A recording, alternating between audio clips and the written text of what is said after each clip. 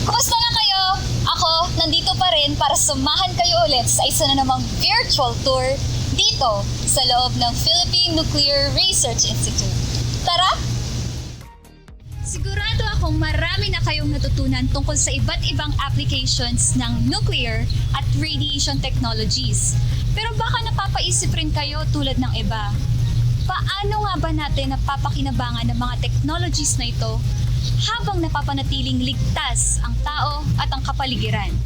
Ngayong araw, excited na akong kwentuhan kayo tungkol sa mga radiation protection services at facilities ng PNRI.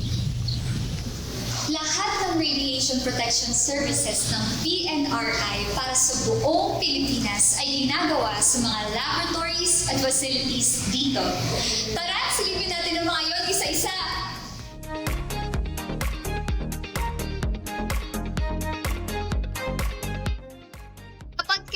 Gumamit ng radioactive materials at radiation generators tulad ng X-ray equipment, halimbawa sa mga ospital, dapat masiguro na ang radiation level sa paligid ay pasok sa safety limits. Ang mga device na ginagamit para dyan ay sinusuri namin ng maigi dito. Katulad ng mga dosimeter na ginagamit ng healthcare workers halimbawa, para masigurong hindi lalagpas sa allowed level ang exposure nila sa radiation. Dito kinakalibrate ang mga dosimeters na pansukat ng naabsorb na ionizing radiation ng isang radiation health officer para masigurong gumagana ang mga ito ng maayos ayon sa national standards at tama ang nababasang radiation levels. Ang naitatalang radiation level ng mga radiation workers sa bansa ay kinokolekta ng PNRI gamit ang Philippine DOST Registry of Occupationally Exposed Workers o PhilDOST. Ang PhilDOST ay maaaring gamitin ng radiation workers para ma-monitor ang kanilang exposure history. Ibig sabihin, pwedeng malaman agad ng isang radiation worker kung ano ang level ng exposure niya sa ionizing radiation sa kanyang trabaho. At patuloy na ma-monitor ito para masigurong hindi lalagpas sa safety limits. Maliban sa mga radiation workers, dapat ay protektado rin ng publiko. Para magawa yon, maliban sa mga dosimeters ay tinitingnan din namin ang mga makina tulad ng mga ginagamit sa radiotherapy at brachytherapy na para sa mga pasyenteng may cancer. Ang mga equipment at tools na ito ay dapat gumagana ng maayos para sigurado ang mga ospital na ligtas, lahat ng pasyente at epektibo ang treatment process. Ganon din sa mga industrial radiation devices na ginagamit, halimbawa sa construction, non-destructive testing at manufacturing, tulad sa paggawa ng papel at rubber. Marami sa mga industriyang ito ay gumagamit ng sealed sources na naglalaman ng radioactive materials. Pinamonitor ng PNRI ang mga devices na ito sa pamamagitan ng leak testing at swipe sample analysis para masiguro na laging ligtas gamitin ang mga ito. Pinamamahalaan din ng RPSS ang bagong Neutron Laboratory. Ito ay in-establish para sa neutron research and dosimetry. Layunin ng Neutron Lab na masiguro ang safety ng mga Filipino radiation workers mula sa neutron exposure. Dagdag dito ang ilan sa mga ginagawa sa facility na to, tulad ng pagka-calibrate ng neutron radiation monitoring instruments, personal dose monitoring for neutron exposure, at nagsisilbi ding laboratory bilang gamit sa neutron dosimetry and academic research, training, and educational activities. Pero sa paggamit natin ng radioactive materials sa iba't ibang industriya at trabaho sa buong Pilipinas, naisip niyo rin ba kung saan kaya napupunta ang mga ito matapos gamitin? Tara, sisilip tayo dito sa loob ng Radioactive Waste Management Facility.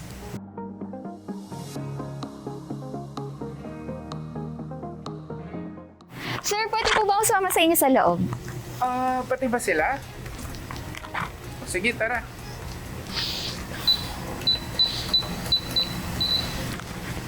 Tara.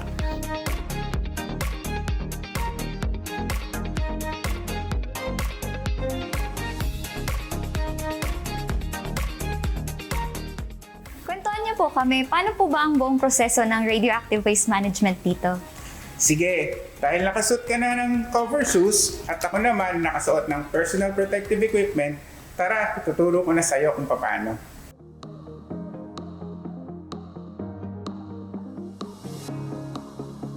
So dito sa PNRI radioactive waste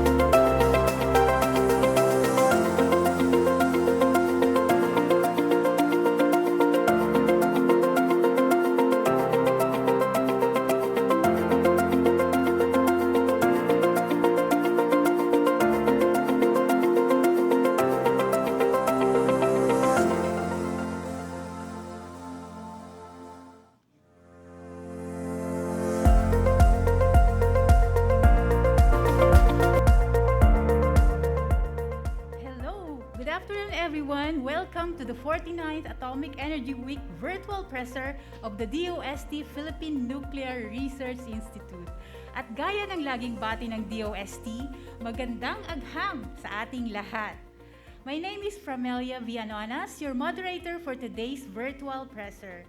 And before we proceed, let me remind everyone of our house rules. Number 1, please mute your microphone unless it's your turn to speak. Ayun. And second, please raise your virtual hand to be acknowledged to speak. And another please for number 3, please state your name and affiliation when called on to speak. And number 4, I'm sure that everyone is dressed appropriately this afternoon. And number 5, use the chat box for questions if you are too shy to be on camera, and also your comments.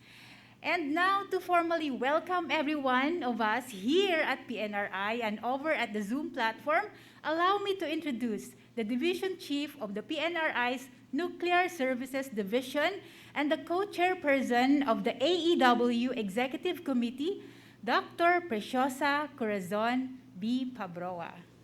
Ma'am, sorry.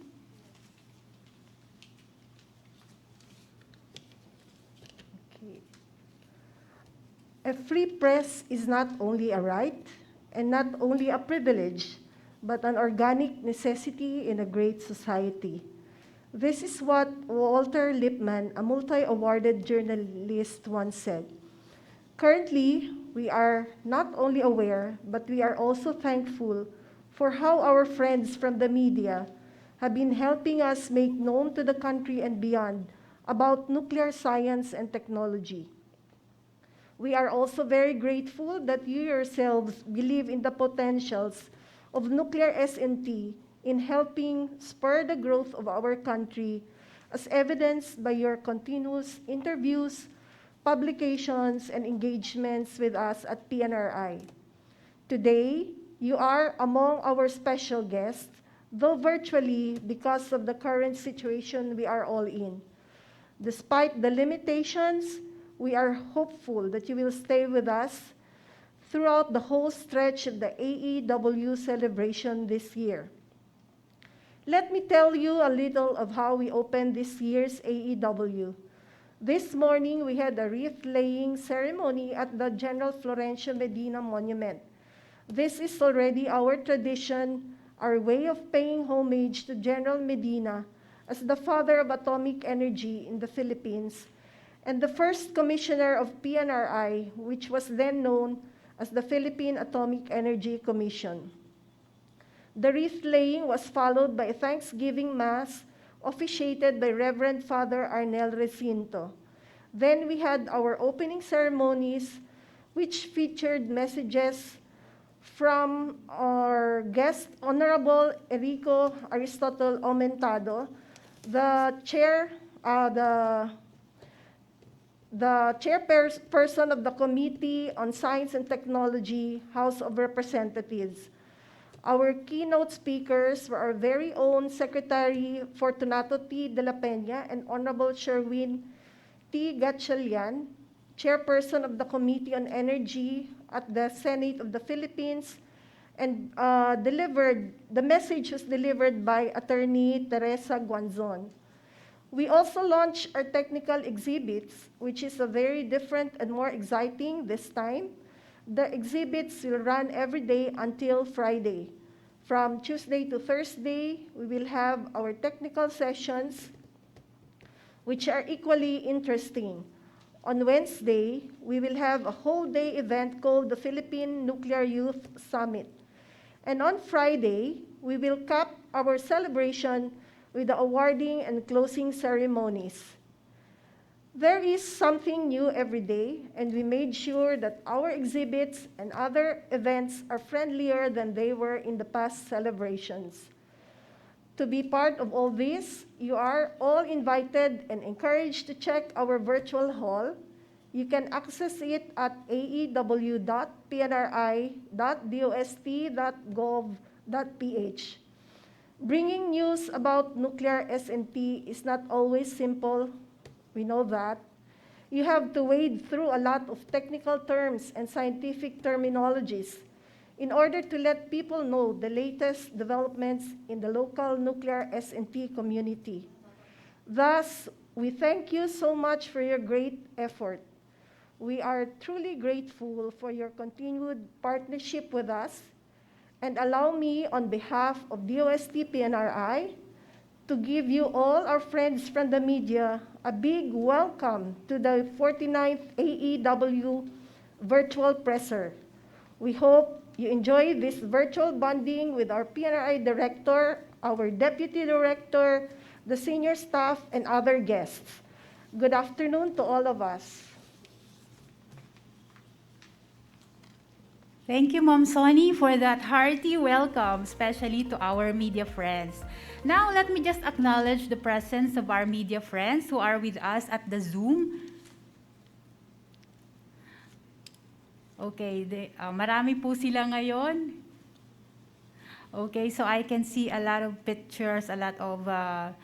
Okay, so para po makita po tayong lahat, may we request our media friends to please turn on your cams or your videos para po makita tayong lahat sa Zoom. Oh, parang walang turn on. Ayun. Okay, so I can see some who are turning their videos on. Thank you po. Okay. Magandang hapon po muli. And as what Ma'am Sonny has said kanina, welcome po sa virtual presser ng 49th AEW ng PNRI. And now let us get to know the senior staff of PNRI. So let's start with our division chief. So may I request po yung mga matatawag to please say a few words and welcome our friends from the media. Okay, let's start with the Chief of our Finance and Administrative Division, ang namamahala ng mga resources ng PNRI, physical, human, and financial resources. We have Ma'am Maria Celerina M. Ramiro. Ayan, si Ma'am Maricel, konting pagbati po sa ating mga kaibigan. Good afternoon, everyone. Good afternoon, ladies and gentlemen, especially our friends from the media. Welcome to this virtual presser for our 49th Atomic Energy Week celebrations. Thank you very much. Chief ng Nuclear Regulatory Division, ang namamahala naman sa mga regulasyon sa paggamit ng mga nuclear and radioactive na materyales at mga pasilidad, si Sir Alan M. Boras. Sir Alan? Good afternoon. Ayun. Good afternoon, everyone. Hi, sir. Welcome to our partners for the virtual presser. Good afternoon. Sir, parang hindi Thank po you po. nakaka-on yung camera niya. Ayun. Hello, sir. Okay. Thank you for joining this event. Okay po. Appreciate everyone. Thank you so much, Sir Alan. Ngayon naman po, ang hepe ng Atomic Research Division na siyang gumagawa ng mga pananaliksik sa siyensyang pang-nuclear. Ang isa sa aming pinagmamalaking siyentista dito po sa PNRI, si Dr. Lucille V. Abad. Ayan, si Ma'am. Magandang hapon sa inyong lahat and welcome sa aming 49th Atomic Energy Week. Hopefully, because this is the second time around wherein we have a virtual celebration, hopefully sa inyong mga lahat, you will learn more new things at marami kasi kaming bagong i-share sa inyo ngayon. So, welcome ulit. Okay. Na-welcome naman po tayo kanina ni Ma'am Sonny na siyang chief ng PNRI Division na siyang gumagawa ng mga serbisyong pang-nuclear. Kaya dumako naman po tayo sa Technology Diffusion Division na siyang aking boss. Kaya lang po ay may emergency po siya ngayon, kaya hindi po natin siya makakasama sa hapong ito. At siya po si Ma'am Ana Elena L. Conjares. At syempre po, ang aming bagong-bago at batang-batang Deputy Director na may ranggong Scientist 1, si Dr. Valerie Ann I. Samson. Ma'am Val? Hello. Magandang agham po sa inyong lahat ng mga nanonood at sa ating mga guests from the media. Sana po ay nawawala. Ayun. Welcome po sa ating mga guests at mga kaibigan natin sa media at salamat sa pagpaunlak nyo sa aming imbitasyon na makasama kami ngayon sa virtual presser ng aming Atomic Energy Week celebration. Salamat po. Ayun, salamat po Ma'am Val. At ang ating man of the hour, ang namumuno sa PNRI na sa kasalukuyan ay may 332 employees. At siyang mag-uulat ngayon kung ano po ang latest developments dito sa PNRI at sa local nuclear S&T community, si Dr. Carlo A. Arcilia. Sir Caloy, dito na po ba kayo? Okay po.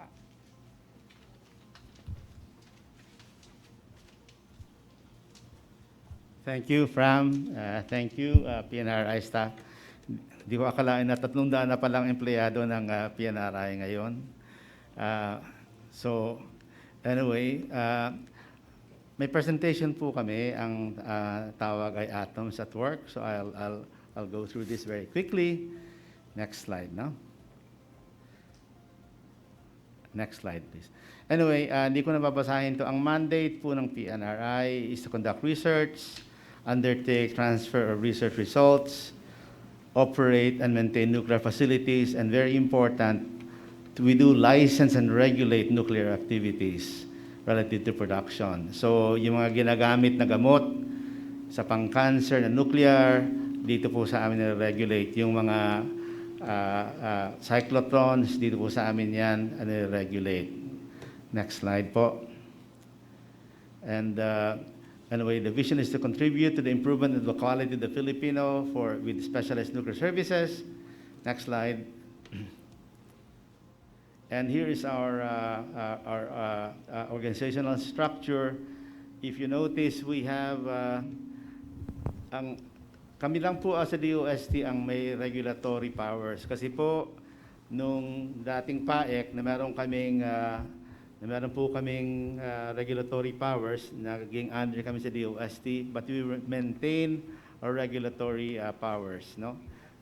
So that was, and then hopefully, in the next years, may hiwalay po yung regulatory division namin, which is actually the best solution so that our promotional and regulatory functions are separated. Next slide, please. Okay. So it's been a challenging year for everybody with COVID. Next. And we have not been spared. We had to do work arrangements in this quarantine period. I can tell you something. Nagtatanong sila, ano bang role ng nuclear sa COVID?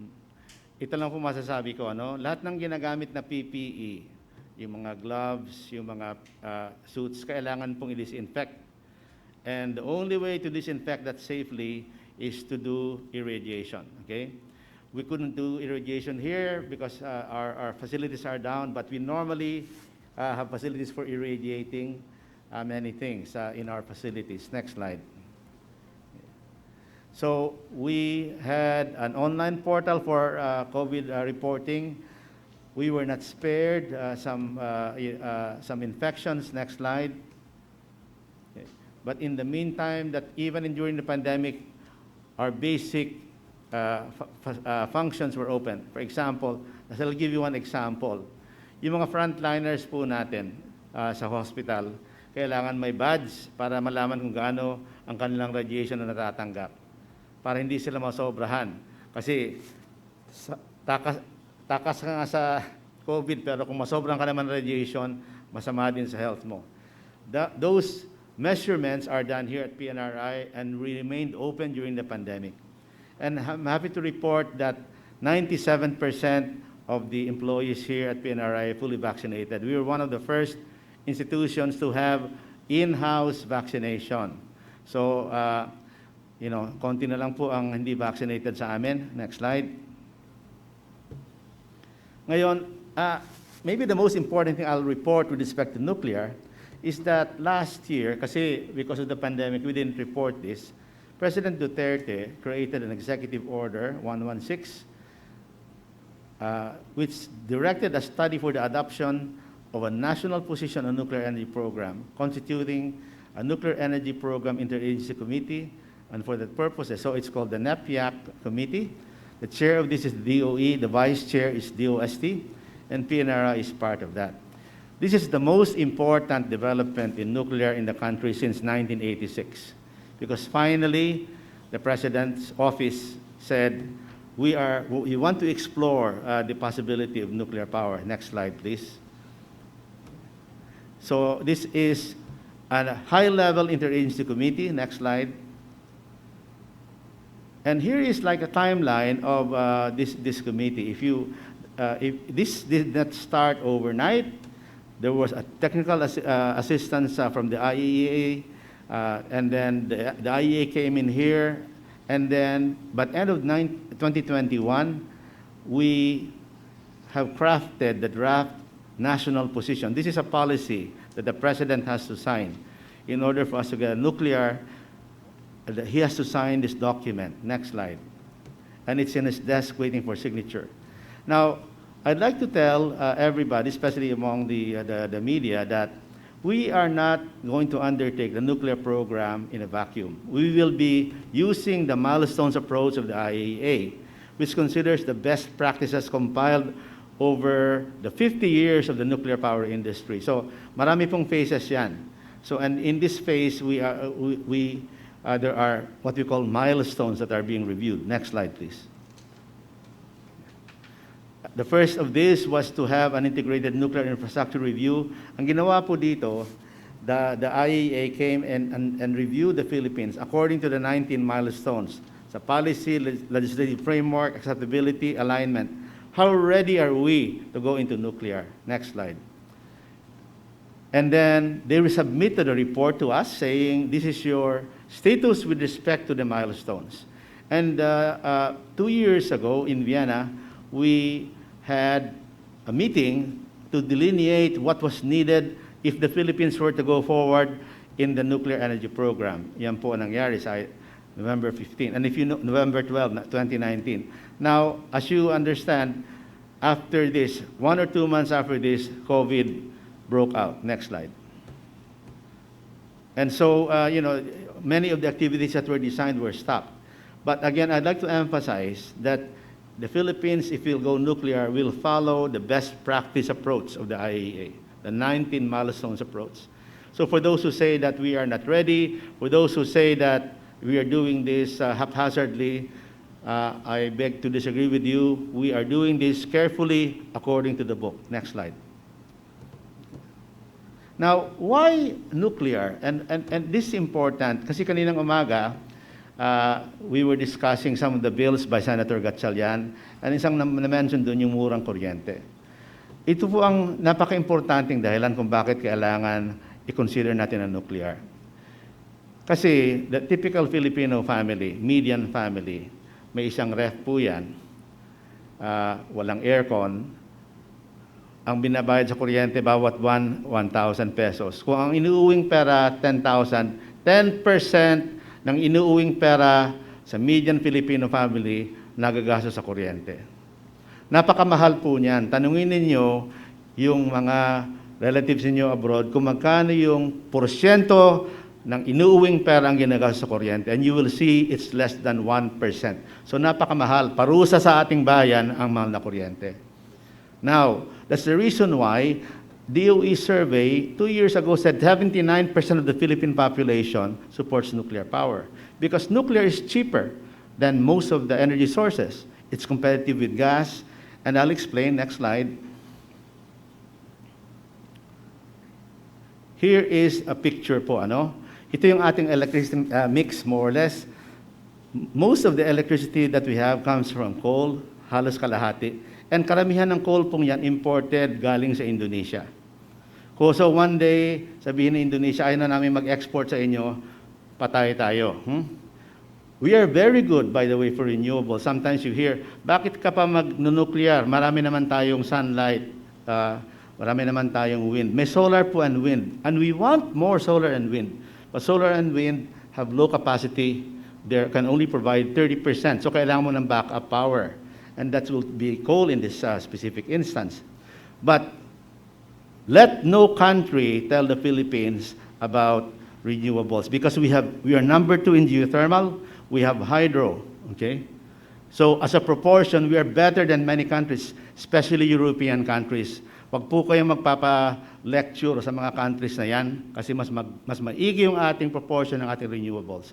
Ang problema po natin, nasa news po ngayon, itong Malampaya gas, which supplies 20% of the country and which will supposedly run out in 3 years.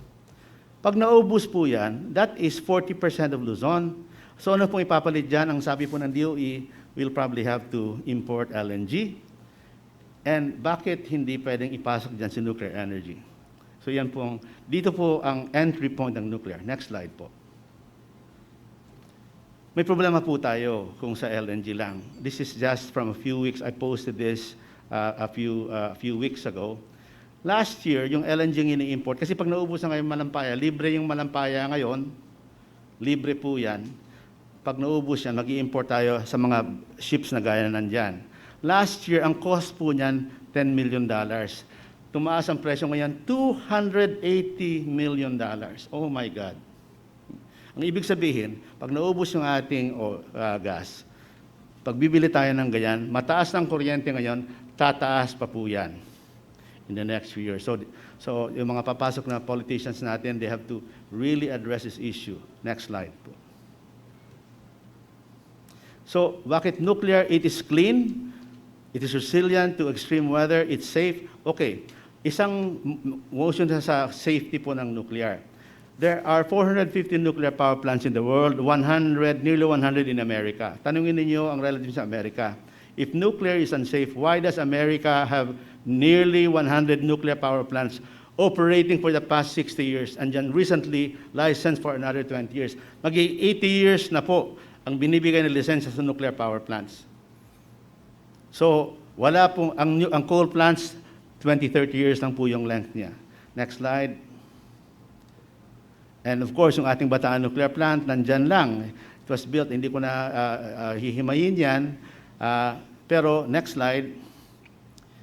Ang hindi po alam ng maraming tao ay yung ating Bataan Nuclear Plant ay matatlong kambal, exact same design. Korea nandun sa South Korea, meron po dyan sa Brazil, Angra, at saka yung Crisco sa Slovenia. These 3 sister plants are operating now almost 40 years safely and profitably. So, wala po magsasabi, ay, dilapidated na yung BNPP. Hindi nyo alam pinagsasabi nyo kasi may tatlong exact same design na nag-ooperate pa ngayon. 40 years. Ang cost po niyan ay mababa.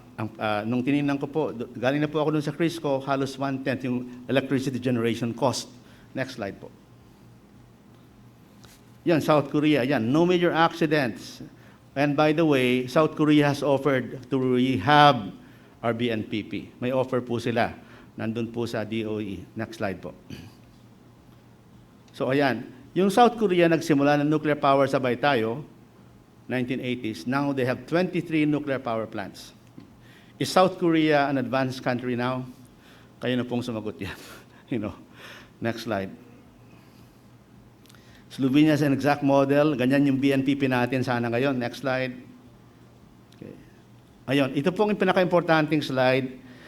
Kung sakali mang, if we operated the BNPP, the fuel would cost $20 million and would fit inside a jeepney and would last for 18 months. Okay? If it were a coal plant, 620 megawatts for the same 18 months. Ang katumbas pong power, a coal na kailangan ay 50 Panamax ships. Ang isang Panamax ship, 50,000 tons. Ang importation cost pa lang, bago tumaas pa ang presyo ng coal, $600 million. So, ito na lang po ang, ito na lang ang dahilan kung bakit pag-isipan natin kung bakit hindi natin kinukonsider sa nuclear power. Next slide. malaki po ang nangyari yan, ang sinara natin yan, it led to the independent power suppliers, which has made our power very expensive. Next slide. Ngayon, ang isang magandang development, may tinatawag pong small modular reactors. Ito kasi, nakita niyo sa picture na yan, may truck. Yung nakasakay sa likod ng truck, isang kompletong nuclear reactor na yan. Ang tawag yan, small modular reactor. Ha? Tapos pwede pong ilagay na yan, manufacture na yan doon sa source, tapos pwedeng 70 megawatts, tapos magdadagdag kung kailangan. And this can be placed in islands that are not in the grid. Okay? May mga cost estimates na po yan. Next slide. And then the top Philippine scientists 2 years ago support nuclear power as part of the energy mix, as part of energy security. Next slide. So, nakita niyo po yung gaano kalaki yung mga SMRs, very small and very safe. Next slide. Na yun, and what will be the potential? If we're going to have a nuclear power, it will depend on the political will of the government, and SMRs will be ideal. If it's going to be a new build, it will be $6 to $9 billion. To revive the nuclear power plant will be about $1 billion, and it's the fastest route to nuclear, but it will be controversial. But there's a country interested in reviving it. Next slide. So the challenge is it must have harmonious relationship with coal, LNG, and other energy players. Yun po yung pinaka-importante dito, no? So, next slide. Okay. Now, may mga scholarship po tayo in nuclear engineering and science. Yung sabi ng iba, wala na tayong mga engineers. Kung interested po kayo, we will be able to provide scholarship for you. Just email us, and then I'll help you get the scholarships if you're accepted. Next slide. Now, nuclear is not just nuclear energy. It's also important in health and medicine. And let me just explain. Next slide. The cancer picture. You know, 60,000 people, Filipinos, die from cancer. But then the best way to diagnose cancer is PET CT scans. And later on, we have a balik scientist here whom you can ask questions on what PET CT scans are. Napakamahal po niyan, 76,000 to 60,000. We want to lower the cost of that. Next slide. And PNRI has proposed to establish a nuclear medicine research center with a high-power cyclotron that will produce low-cost FDGs to lower the cost of cancer diagnosis. Sana magkatotoo ito. Binigyan na po kami ng pera for the building. Next slide. Ayan po yung potential building. I heard na yesterday, ginawa na yata yung budget ng Senate. Sana masingit kami doon. Kasi kung masingit po yun, dito po magkakaroon tayo within the next 2 or 3 years, inexpensive cancer staging to be done here at PNRI. Pag mangyari po ito, ang laking tulong sa mga pulubi nating kababayan na may sakit ng cancer. Ma-detect yung cancer nila pag stage 1 and 2, huwag pag stage 4 na wala ka na magagawa. Yun po yung pinaka punot dulo nitong ginagawa namin dito sa PNRI. Next slide. Okay. We also do cytogenetic analysis as part of our researches. Next. We'll be going quite fast. Even radiopharmaceuticals, meron po kaming technetium facility.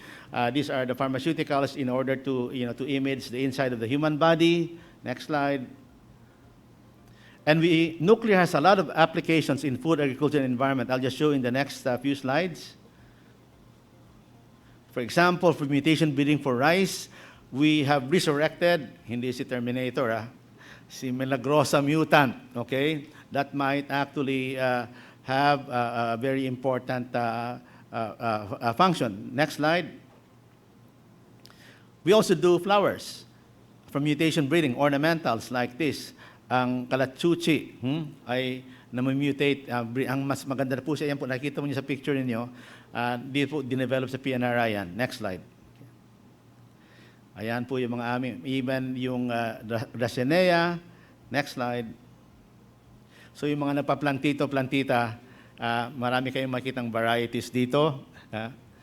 And even quarantine treatment, like for mango weevil, with our irrigation facilities, with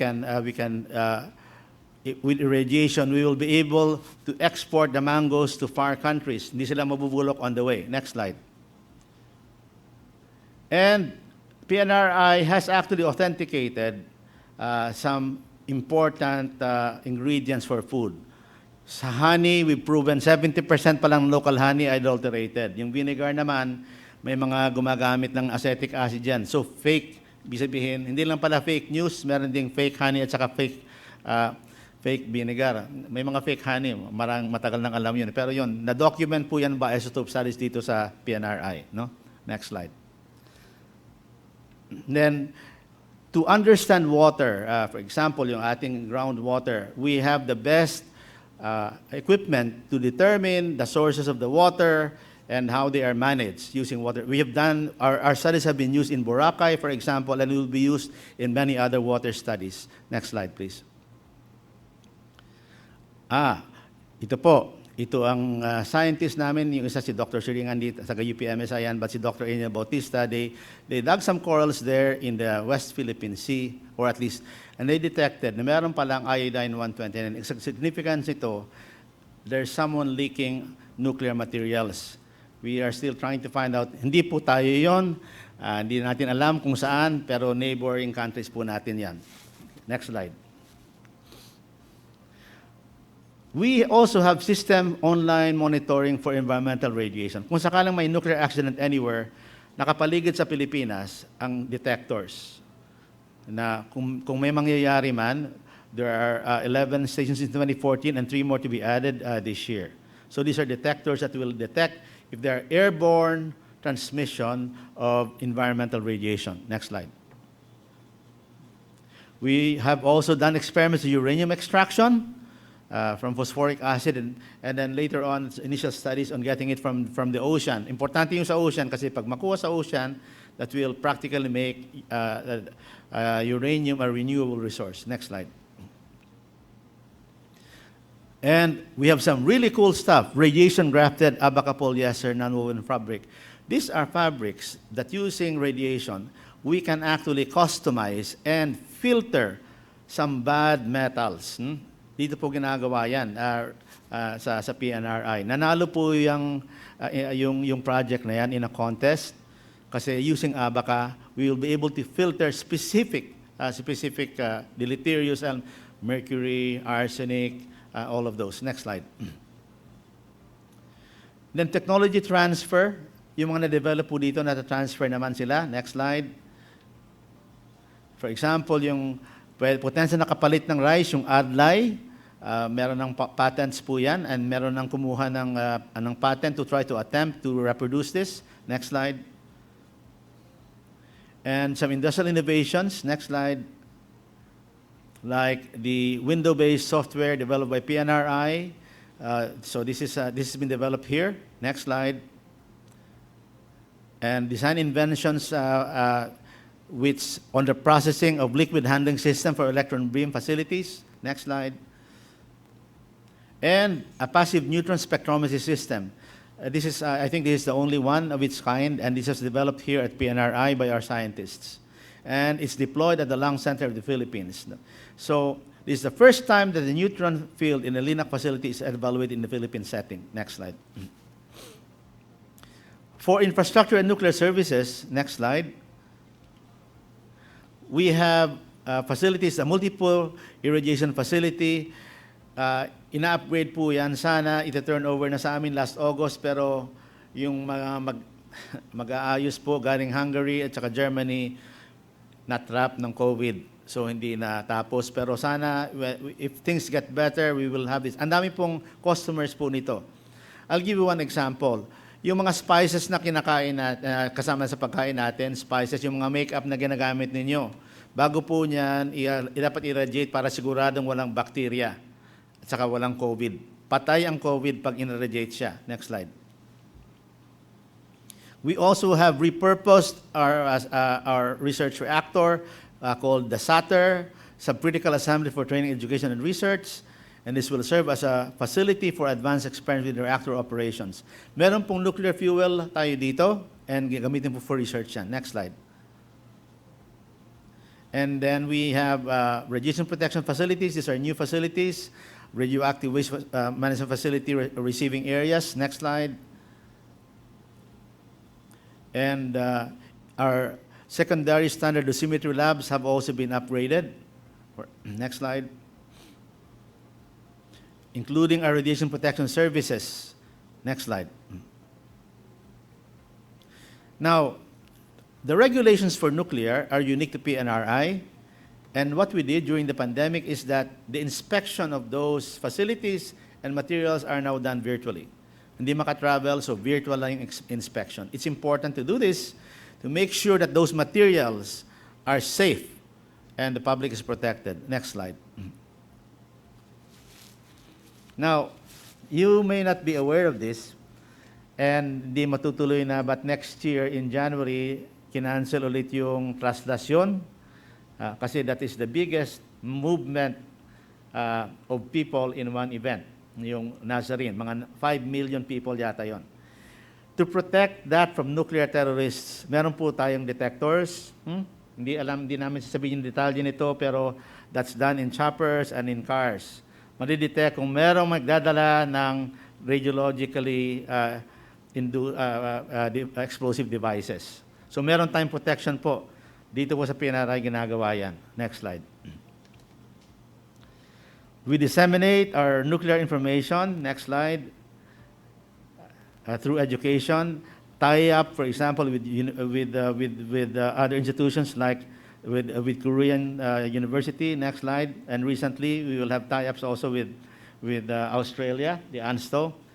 And PNRI has partnered with PSI, Philippine Science High School System, UP Diliman, Mapua, and the DepEd to try to disseminate nuclear information. Next slide. So the college electives, Mapua has agreed to have nuclear, and the UP Diliman has, in its Masters of Engineering program, include already a course on nuclear energy. Next slide.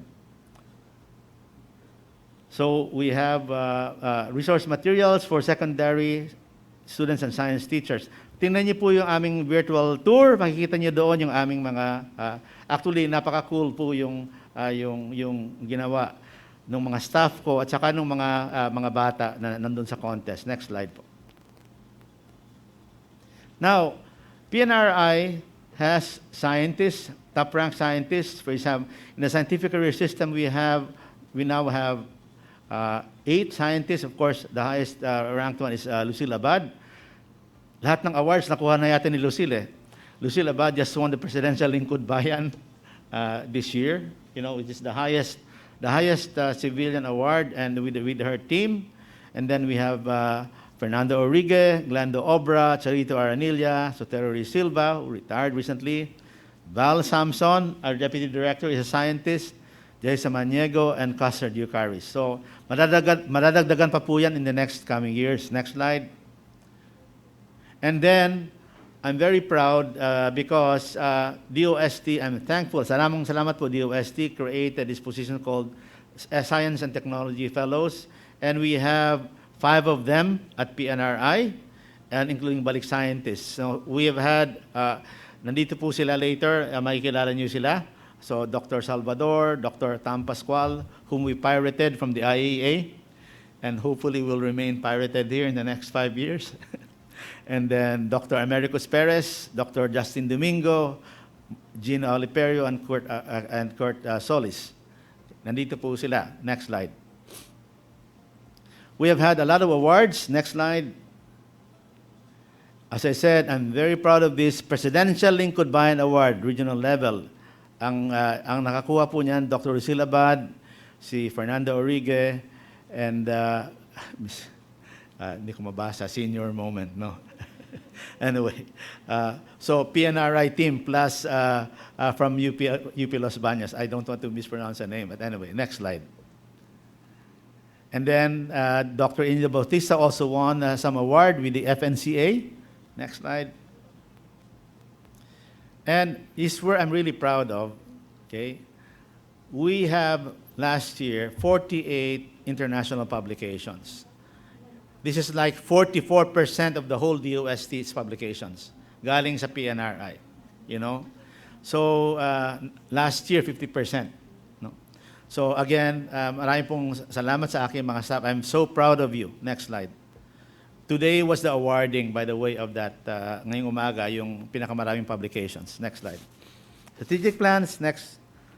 So we want to establish, as I said, an independent regulatory body, separate the regulatory and the promotional functions, next. And we will be building things. Our land is rented from UP. Ang laki ng binabayad namin sa UP. I'm also a UP professor. This year, ang binayad namin 40 million pesos per year.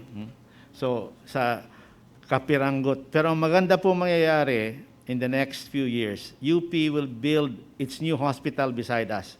So, katabi ng UP, yung aming Nuclear Medicine Center. So, cancer staging, PNRI, yung paggamot, punta kayo sa PGH sa kabila. Ayan po. So, hindi kami hospital, but we will be able to help with the lowering of cancer diagnosis. Next slide. And then we have partnerships. This is via Verde, private sector, to have private irrigation facilities. We also have with NDC and then another company with A. Brown Company. Next slide.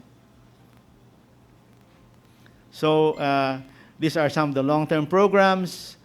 Nuclear forensics for border protection, actually headed by our Deputy Director. Anong importante ng nuclear forensics? For example, yung mga dumadaan pong mga containers, paano mo malalaman kung anong laman nun? May ways of imaging that inside. So we will do that together with ANSO, the Australian National Science and Technology Organization. So nuclear for energy security, and then the Isotope Center for Water, age dating of materials, okay, and some other things. No? And this is where, again, our fellows will help us. Next slide, please.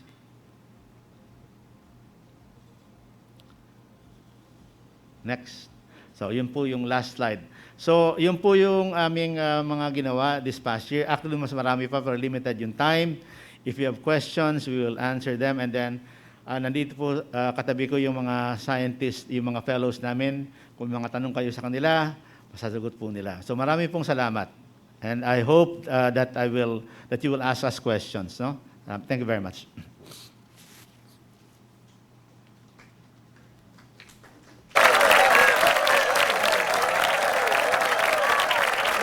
Thank you so much po, Sir Kaloy, for that very, very informative report about PNRI.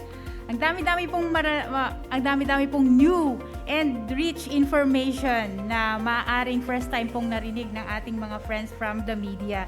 And so now, we will now open our Q&A session. So sa ating mga friends from the media, bago po tayo magtanong, pwedeng paki-identify lang po ang sarili ninyo at ang media institution na nire-represent ninyo. At maaari po tayong mag-raise ng virtual hand para po kayo ay ma-acknowledge. Or pwede naman po na gamitin yung ating chat box at maglagay ng inyong mga katanungan or comments. So ngayon, ay open na po namin. Meron na po ba kayong tanong? Wala pa daw, sabi ni Miss Joanne. Sila po yung nagbabantay sa ating chat box.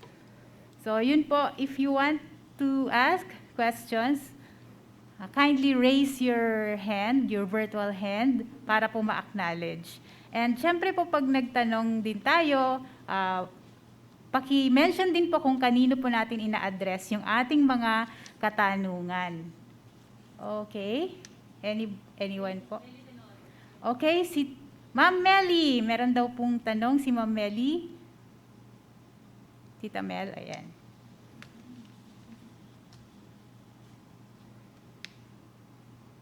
Okay po, Tita Mel, you're on.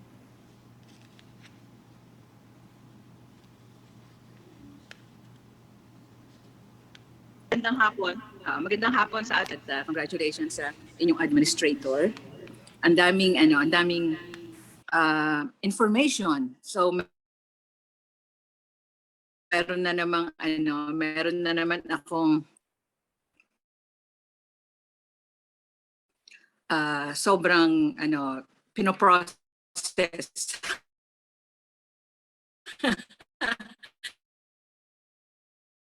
ng mga impormasyon sa PNRI. Pero gusto ko lang itanong na sinasabi niya na huwag daw maniwala sa ibang mga bansa na nakapaliwanag tungkol sa kasi tayo ay may kakayanan. Pero bakit hanggang ngayon technology na gumagamit ng nuclear? Salamat po. Ako po ay taga Radyo Agila. Siyensya na, Tekno pa.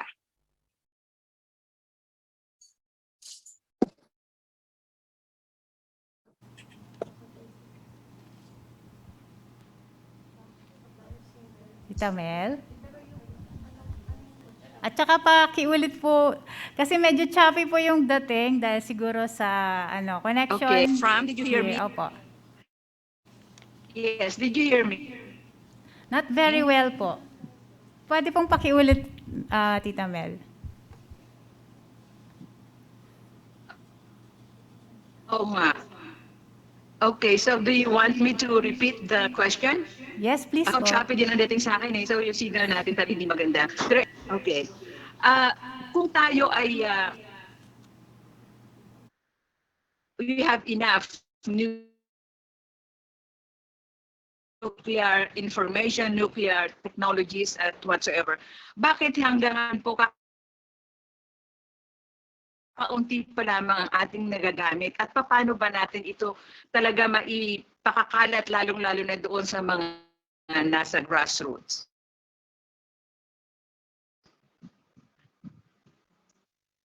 Okay, Fram, hindi pa rin maliwanag. Hello, Tita Mel. Sorry, Ang Fran. naintindihan Hindi ko magandang po signal ay, ko. sa dinami-dami po ng information and technology on about nuclear Okay. dito sa PNRI, bakit ko konti pa lang yung ating nagagamit? Ganun po ba?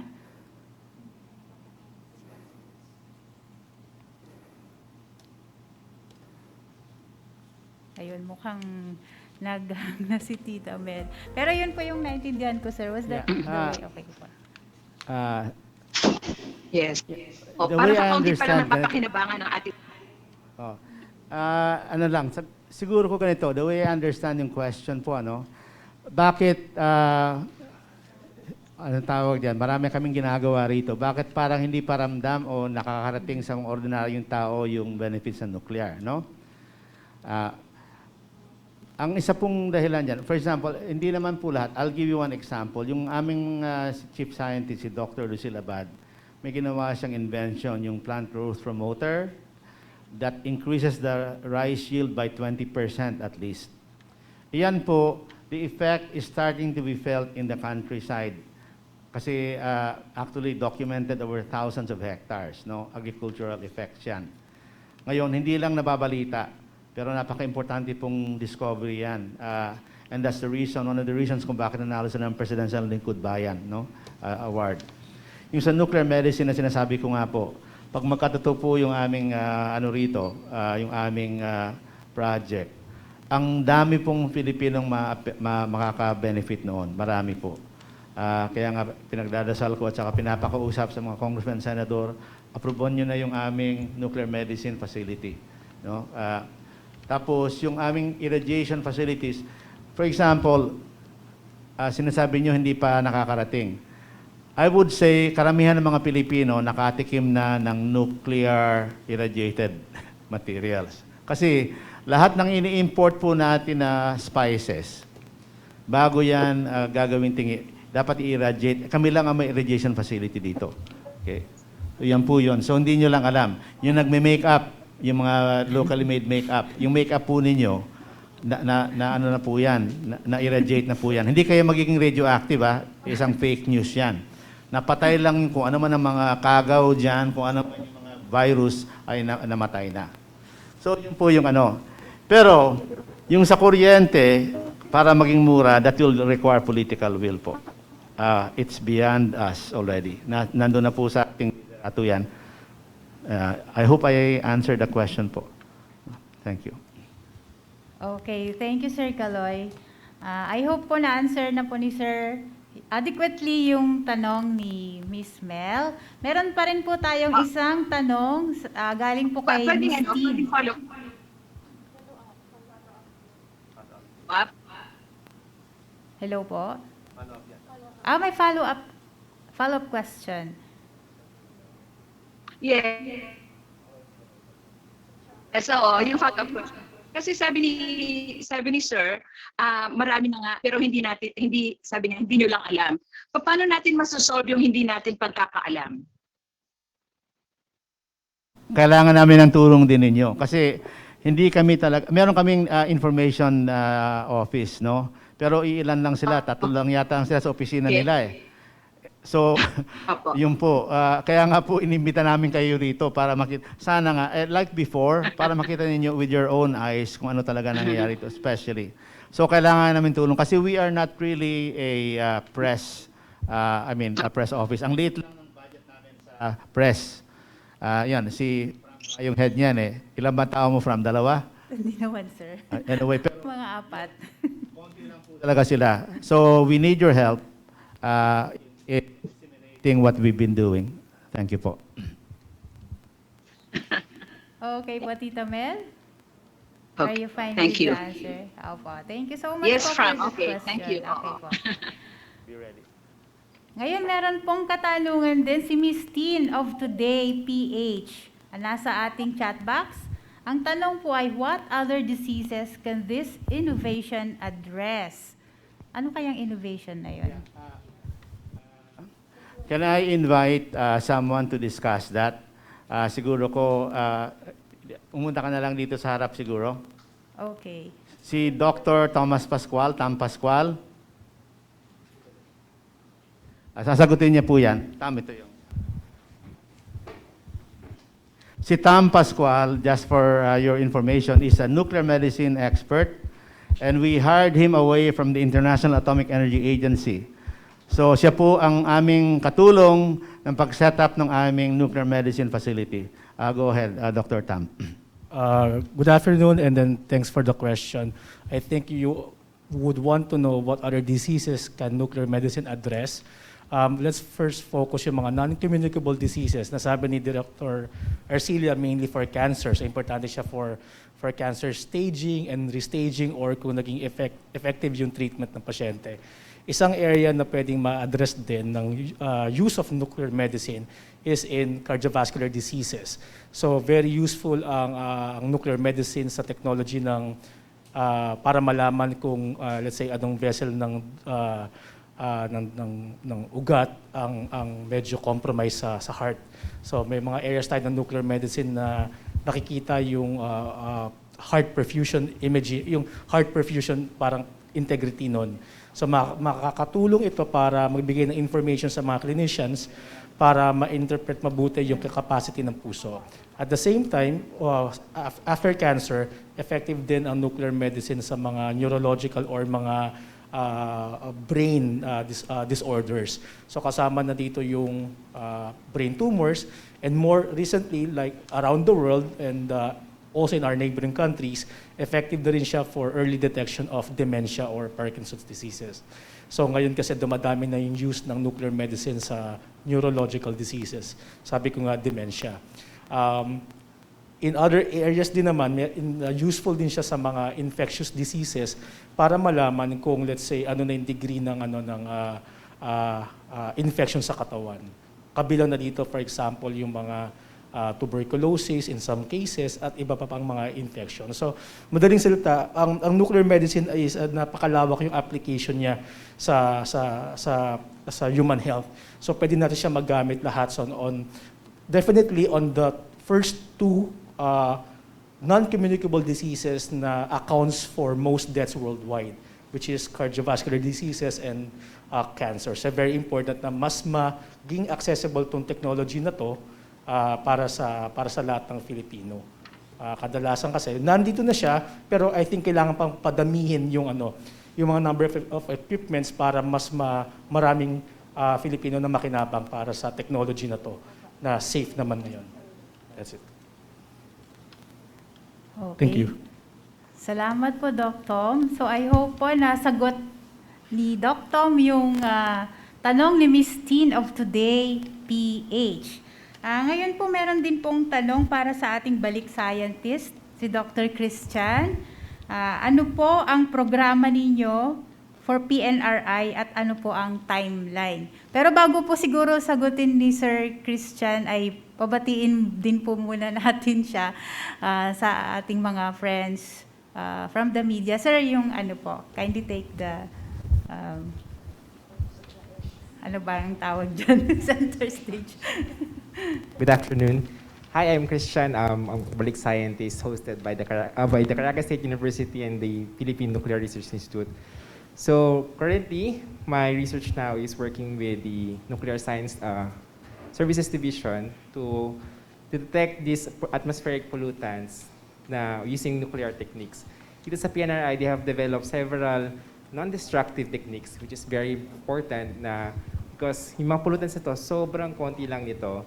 And we need techniques na hindi makakapag-destruct and we can use it for other techniques such as the detection of organic carbons and elemental carbon. What is the question again? Hello pala sa mga media partners enjoying the activity today. Opo. Ano daw po ang programa ninyo for PNRI at ano po yung parang timeline po?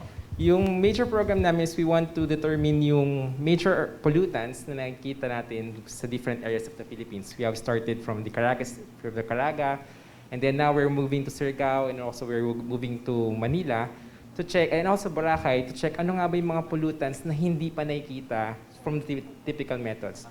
We are partnering with my former university, which is the University of Gothenburg, to see ano nga ba yung mga pollutants na nagkakos ng mga health effects or even that cause even climatic effects na pwedeng makita natin na hindi pa nakikita sa ibang bansa. We have detected a lot of compounds and we're trying to capture it sa organic, to the health effects. And what else? Sorry? Timeline po, meron po The ba timeline kayo? is, my balik scientist is only for 6 months. I already finished the first half, which is with the Caracas State University. And the other half will be with the PNRI, which will end by February 15. But, as I mentioned, the partnership with CSU and PNRI will not end by February 15 because I will move to another research institution abroad, which is the Oak Ridge National Lab, which also work on nuclear forensics, my research project will detect the nuclear tracers na nakikita natin from the leakages from the nuclear facilities. So even though it will end on 15, of course, the partnership will still continue for the years to come. Ayun, okay po. Thank you. Thank you, Doc Christian, for the answer and for giving us an idea of what you will do with PNRI. Ayun po. So, meron din po tayong questions para sa ating S&T Fellows. Pero before that po, uunahin ko muna yung question para sa ating Deputy Director. Ayun po, si Ma'am Val. Ayun. We have a question for Ma'am Val as the newly appointed Deputy Director of PNRI, and there's so much to attend to. What are the top three priorities that you are looking at? Salamat po sa question po. As newly appointed Deputy Director of the PNRI, ako po kasi yung parang magiging internal chief po ng PNRI, and I am looking at people, processes, and projects po ng PNRI. So people, kasi ito yung number one na tanging yaman ng PNRI, ang aming human resources. And as mentioned by Dr. Caloy, meron kami nga ang highest number of publications because we have such human resources. But we would want to be able to uplift and enable more our young scientists. So dito po sa PNRI, hindi po kami kahit sino pwedeng mag-apply ng project. Hindi po namin nililimit kung ano man ang rank nila sa opisina. Basta meron silang new ideas at nire-review rin naman po namin. So, pinapayagan po namin silang mag-apply ng project. And para makapag-apply sila ng project is, kailangan po namin i-enable and then kailangan rin po namin silang i-capacitate.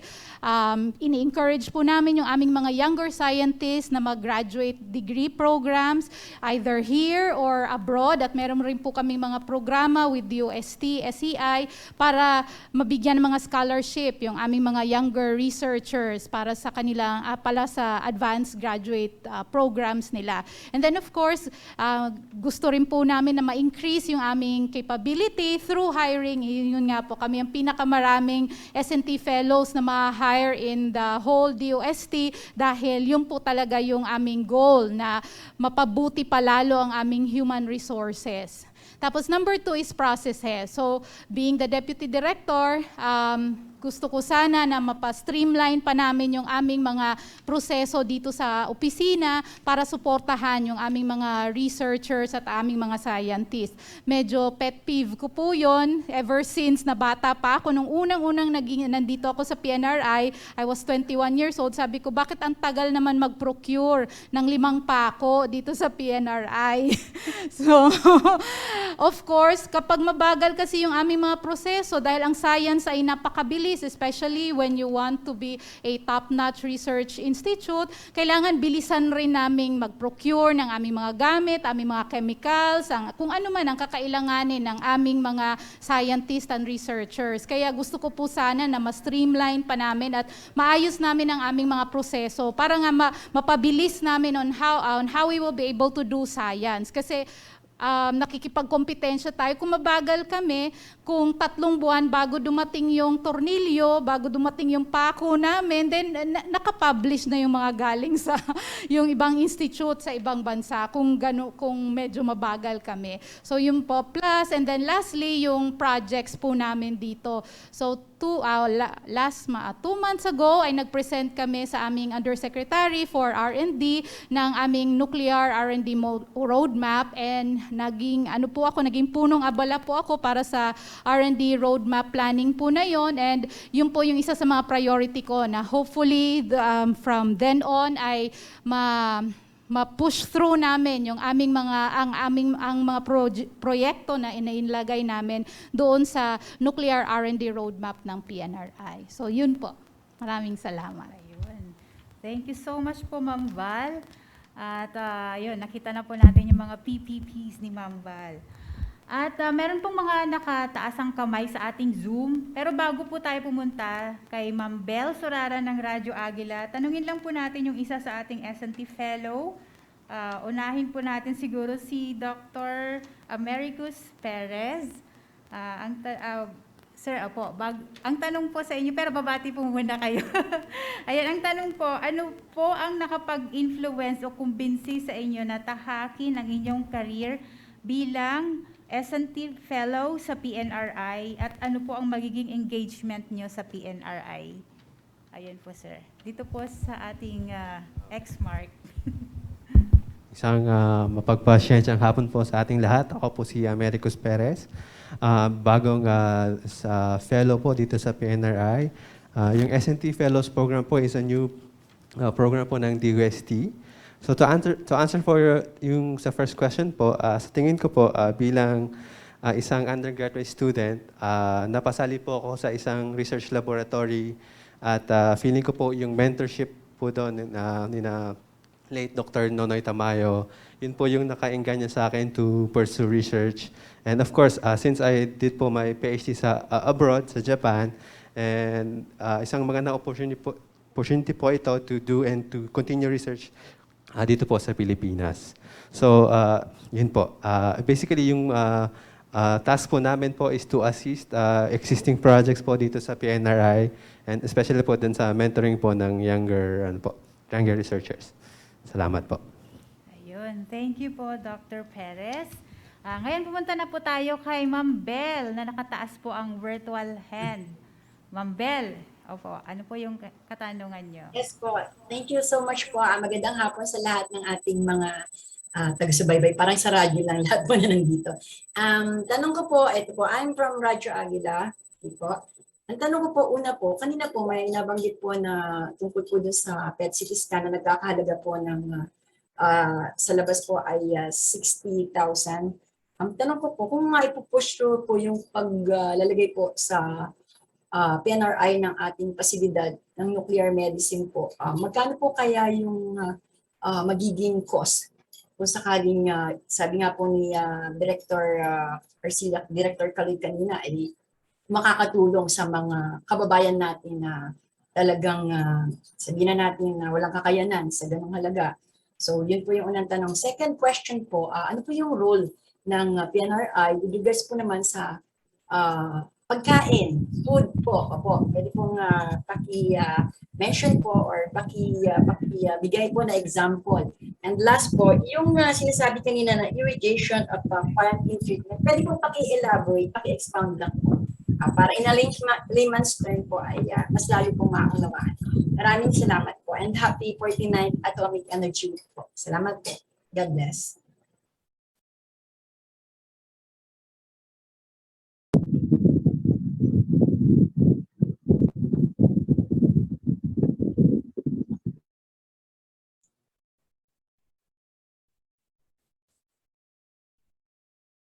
The discussion with Dr. Arcila and the other stakeholders, the price of the PET-CT now is about 40 to 60,000 as an outpatient basis. The goal of the PNRI, Nuclear Medicine Research and Development and Innovation Center, kung saan ma-house yung PET-CT Center and the cyclotron, is to bring down the price to as much as near cost, to the point that it can actually be put into the PhilHealth schedule or PhilHealth system. So that means ang cost ng PET-CT imaging, hopefully, mas maaring mahati sa more than half, hopefully. Kasi we intend to have the cyclotron facility really operational and then producing a lot of the tracers, not only for PNRI use for research, but also for distribution to other PET-CT centers within and outside Metro Manila. Kasi if we would put the equation of economics, no, the supply and demand, dun dependent yung price ng products ng cyclotron. So right now, the producers of the radiopharmaceuticals, yung radioactive na ini-inject sa pasyenteng may cancer, so far mga 2-3 lang ang producers. Pero pag pumasok na yung, of course, yung PNRI cyclotron project, mas marami ng producers. So most likely by natural law of supply and demand, naturally bababa ang price because of the competition. And simula pa lang yun. We don't intend to produce only one type of tracer, but an array of tracers that can be used in different types of cancer. So yun ang intention. But hopefully maging accessible siya and try to put it into the PhilHealth schedule, which will be discussed with the different stakeholders. So yun hopefully ang medium to long-term plan ng cyclotron project ng PNRI. And if Dr. Arcila would add more. Yeah, okay na yung sinabi ni... Yun lang, di pa namin pinag-aaralan pa yung ano.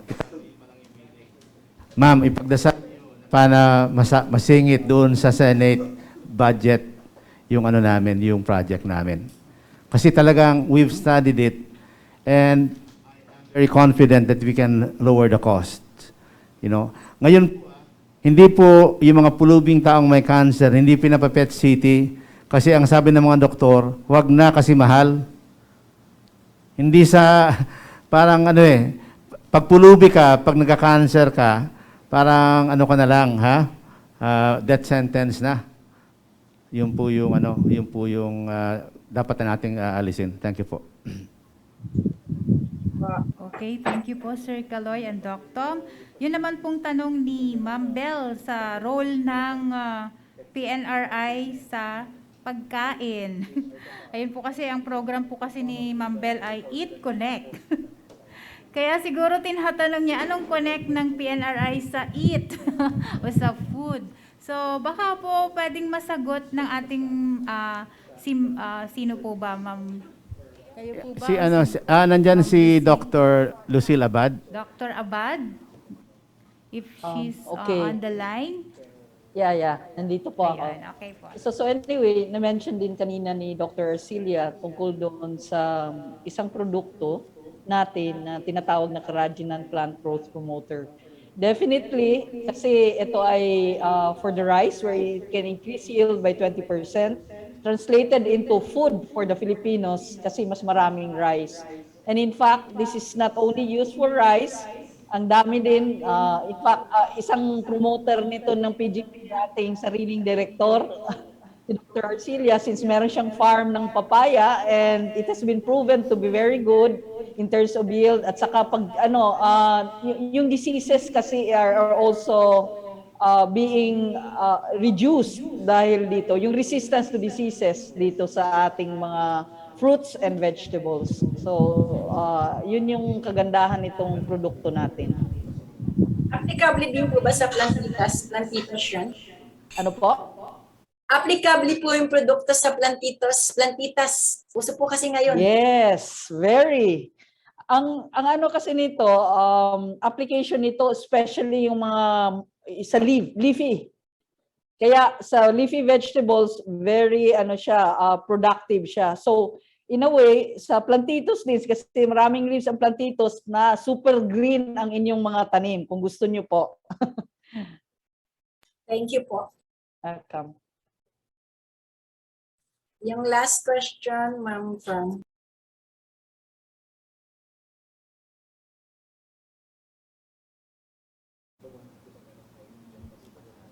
Or was that your last question?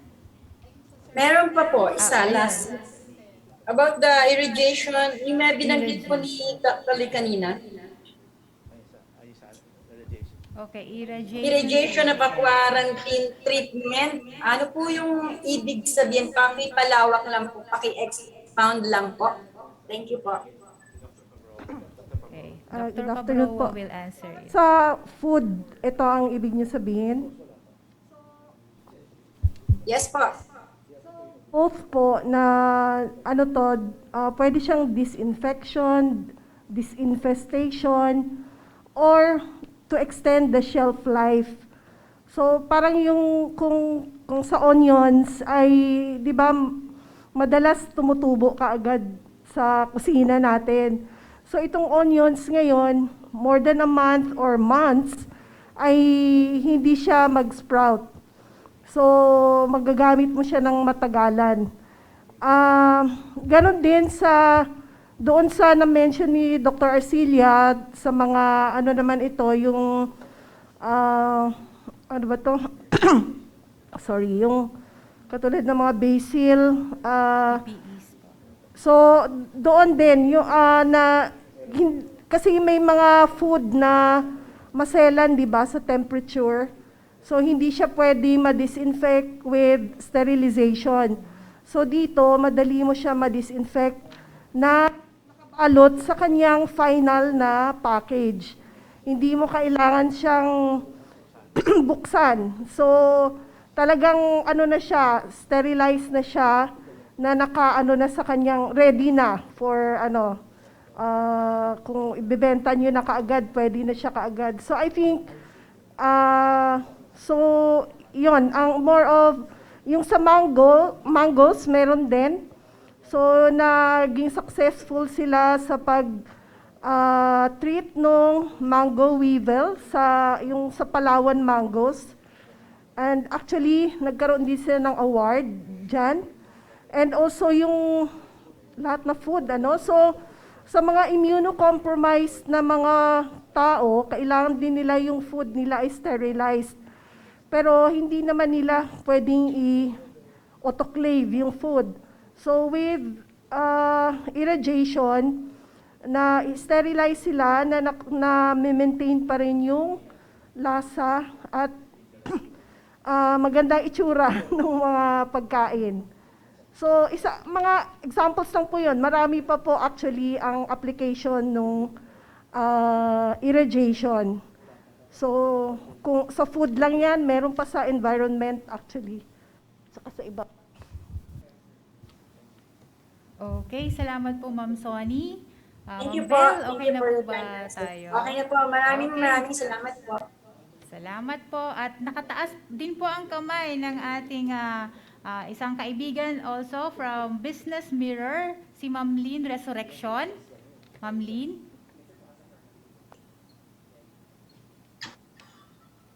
Hello, good afternoon po. Sir, I just want to ask, ilang months na lang yung natitira sa term ni President Duterte. How sure are we that he'll sign the policy statement on nuclear technology? That's number one. Number two, how many irradiation facilities do we have in the country now? Besides, or especially the private ones.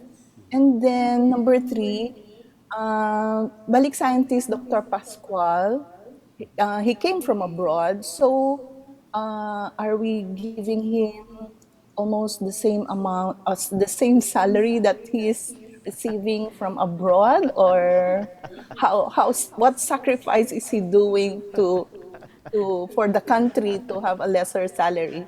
Thank you po. All right. Okay, thank you, Lynn, for the questions. No, so let's tackle them one by one. No, the first is first we submitted the draft executive order, the national position, almost 1 year ago, and the last I heard, it's being reviewed by the executive secretary. So we are in a praying and waiting mood. Kasi ganito yan eh. If that national position is not signed, it means that the whole milestones, 19 milestones, will not move forward. So any talk on nuclear power will be theoretical. That's how important it is. And you know, maybe if you can publish this and then you can cite me that I'm making an appeal for the president to sign it, because he created a committee in the first place to explore it, and that interagency committee unanimously, we discussed it. We had to educate many of the committee members were not aware of nuclear. So a big part, when we started in July 2020 until December, a big part of those were actually briefing the other members of government on what the basic aspects of nuclear were. And we were very open. And then we have webinars also, like with Japan, so that they can ask. And we want to be totally transparent. You know, the IAEA is actually, they have learned from the past, and they're advocating transparency. And I, being the head of PNRI, I would advocate transparency in nuclear, especially because it is controversial. The only way that you can expose the falsehoods is to be totally truthful about it. As they say, sunlight is one of the best antiseptics. And that's what I want to happen here. So sana po, baka political po yung reason. Ang problema lang, as you say, malapit nang nasa election mode na yung mga politicians natin. But hopefully, the word will come to the president that he will leave a very lasting legacy if he signs that national position. Far more. Why do I say that? Because as I said, and I reaffirm this, we will have a crucial energy crisis in the next few months, unless the Malampay situation is. And the first step, one of the first steps to help curb the problems there is to provide potential alternatives. And nuclear has to be one of them. There's no way out. I mean, coal, we don't have coal, we import it from Indonesia. Saan pa tayo kukuha at masyadong mahal, no? Anyway, yan po yung reason. So, yes, ma'am. So follow-up lang po doon, how soon are we going to have a nuclear power plant if the president signs the policy statement? Very good question. Yeah. If he signs that, it's like this, kasi that's the starting point, no? The quickest way to go nuclear in the Philippines is to rehabilitate the Bataan nuclear power plant. Why do I say that? Because number one, the costs are sunk already, and the infrastructure is there, and there is an active proposal from the South Korean government to rehabilitate it. And they say that they can rehabilitate it with a budget between $1 to $1.2 billion, which is the cost of one coal plant for the same output. Okay? And they can do it within 5 years. But before you do that, there will be many things. For example, you might have to create amendments in the IPIRA law, because the IPIRA law prohibits the government from owning power generating units. How will that interact with the current IPIRA law? That has to be studied. So there will be legal things, but the first step is the national position. Okay, but technically speaking, that will happen. Otherwise, and then then the second option is the SMRs. The SMRs, if I was just in the US last week, and I met with one of the best designers for the small modular reactors NuScale in America. Okay. They have already approval for the construction, but they haven't made one. And I was telling them, please make the first units so that the regulation can follow. Because if the regulations follow, PNRI can apply those regulations. Because before the entry of any new nuclear here, there must be safety regulations which are embedded in the regulations that are that accompany those. And the main reason for the regulations is safety, not anything else, safety. And that's also the reason why we want PNRI or the regulatory body to be independent. Okay. So yun po yun. Marami nakakabit-kabit. But it starts with that national position. That's how critical it is. So hopefully from your end, you can help explain us, because we can only reach you, for example, through this presser, which happens once a year. Unless, the president invites me on a one-on-one, I will gladly welcome and talk to him. Yeah, yes, ma'am. Sir, one last follow-up question on that. So in case BNPP will be activated, how soon can we use BNPP? Because you said that we're already having we will be having power problems soon. So how soon will BNPP be used? If it will be... Assuming in a perfect world, and yes. let's say, and the perfect world, the Koreans said that they could rehabilitate in about 4 to 5 years. 4 to 5 years. Yeah. Now, I don't wish this upon us. Pero if the DOE's projection that the Malampaya will run out in 3 years, and our power rates become, very increased, there will be public pressure, and this might even be a factor in the elections to come, because the elections happen in May or June? May. So if there are power increases before that time, it will be incumbent in the next administration to tackle this issue. So maybe what will happen is that if there's a crisis that comes in, that will help hasten this process. Okay.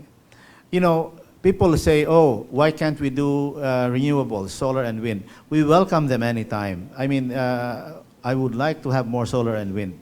But it will be unrealistic to say that the base load needs of the country can be handled by solar and wind. That's to say that they can handle it is untrue. Even Meralco has said recently in public that they're open to nuclear simply because the base load, and then, by the way, we're growing at 5.5% to 6% per year. So which means that demand for electricity will be increasing as we go on. So napaka-urgent po talaga yan. In fact, even our nuclear medicine facility na ginagawa namin, the single biggest cost item of that is energy. If we reduce the cost of electricity, we will actually reduce the cost of cancer diagnosis. So, I'm just talking about one specific implication. So, magkakabit po siya. So, before we know it, it will become a topic for the election. And it's not because, it's just a situation presenting itself. But thank you for those very insightful questions. Okay, I think Meron pang follow-up.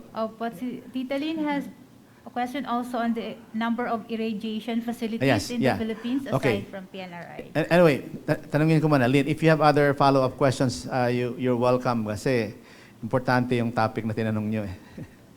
Yeah. So far, okay na po. In case, I will call you later, sir. All right, yeah. So regarding the irrigation facilities, we have the only one in the country, the PNRI, but it's being upgraded. So nakahinto po yan. And I really feel bad about this because many of our industries requiring irradiation have put to stop. And in fact, some of them have closed business. Kasi po, ganito yan, we are upgrading it to make it more efficient and then to make it automatic in operation. The problem is, the subcontractor for doing this are Germans and the Hungarians could not make it here because of COVID. And then, meron pa, nagrereklamo sila doon sa quarantine, etc. So, we're trying our best to get this done. So, aside from PNRI, NDC, National Development Company, has set aside money, but there's no construction yet. But the one that is imminent in construction and approved na po yung kanilang POI is A. Brown and Company. They'll put up an E-beam facility somewhere in Tanay. There's another company, Villa Verde, who has expressed interest. So at least there are 3 companies that are interested in putting up irrigation facilities, private ones po. Okay po. And the last question of Miss Lynn. So sir, Ay, ang sorry po. nakatayo lang ngayon, Ay, PNRI. Tapos nakasara pa. sir, yung PNRI, okay. Yeah, and you know that's why it's critical. So sad, yeah, very you know, I've been to the old yeah. Nakasara I've po been to yun. the old PNRI one, the oldest one, the first experimental one. So it's good we No. have done the newer one, but No, it's we have a closed newer now. one. Ano na po yun ang Yeah. tawag dyan? Commercial na yon. In fact, the Yeah. demand was so high, we couldn't even pay the overtime kasi may government regulations kami. Ang kagandahan, pag na may private, they will not have government regulations on, for example, overtime so they can work round the clock. So there's a market, really. There's a market for this. Ang problema lang, hindi alam ng mga tao kung ano yung market. Doon na lang po sa irrigation, yung sa, for example, irrigation. You know, Vietnam and Thailand, our neighbors, they're earning billions. Vietnam is irrigating seafood. Can you imagine yung seafood na naka-ice na? So meron yung irrigation facility, may naka-ice bago nila i-export so that tatagal talaga siya. Just look at our mangoes and many things. So yun po. Yeah. I've been to the Malaysian irrigation facility, and the building is as big as the PNRI building. And they are the biggest producers, by the way, of gloves. So were gloves important in the pandemic? That's an understatement. Imagine, yung mga gloves, mga PPE na kailangan mong i-disinfect, lahat po yan sa irrigation facility. So, yun po. Thank you, sir. Thank you. Thank you po. And then yung last question ninyo, kasi humble yan si Tame, hindi niya sasabihin. Ano yung sacrifices, no? I'll just tell a little story. I met Tam about 3 years ago, and over in the IAEA. He was already in the IAEA for, I think, close to 9 years. So he's one of the nuclear medicine experts of IAEA. He's been inspecting nuclear medicine facilities worldwide, etc. Then, 2-3 years ago, Secretary De La Peña was the lead, in the yearly conference, he was the one leading the Philippine delegation. And then he met Dr. Pascual.